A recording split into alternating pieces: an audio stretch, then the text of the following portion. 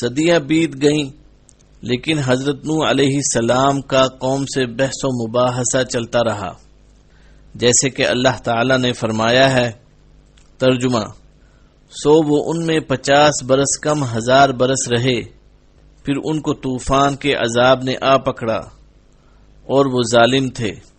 سورہ عنکبوت آیت نمبر 14۔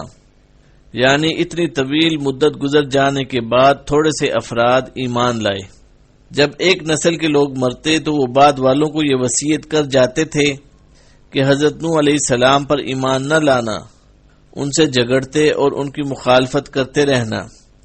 جب کسی کا بچہ بڑا ہوتا اور اس کی باتیں سمجھنے لگتا تو باپ اپنے بیٹے کو یہی نصیحت کرتا تھا کہ زندگی بھر نوح علیہ السلام پر ایمان نہ لانا۔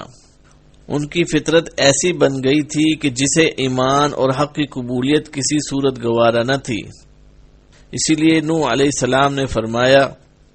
ترجمہ: اے اللہ، ان سے جو اولاد ہوگی وہ بھی بدکار اور ناشکر گزار ہوگی۔ یہی وجہ تھی کہ انہوں نے کہا۔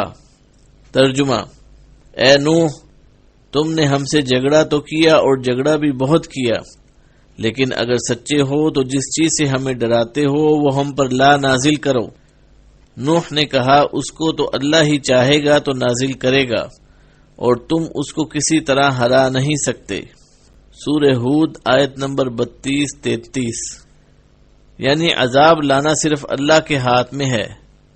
وہی ہے جو کسی کام سے عاجز نہیں، اور کوئی کام اس کے لیے مشکل نہیں، بلکہ وہ جس چیز کو کن کہتا ہے وہ ہو جاتی ہے۔ نوح علیہ السلام نے اپنی قوم کو مزید مطمئن کرنے کے لیے فرمایا۔ ترجمہ: میری خیر خواہی تمہیں کچھ بھی نفع نہیں دے سکتی، گو میں کتنی ہی تمہاری خیر خواہی کیوں نہ چاہوں، بشرطیہ کہ اللہ کا ارادہ تمہیں گمراہ کرنے کا ہو۔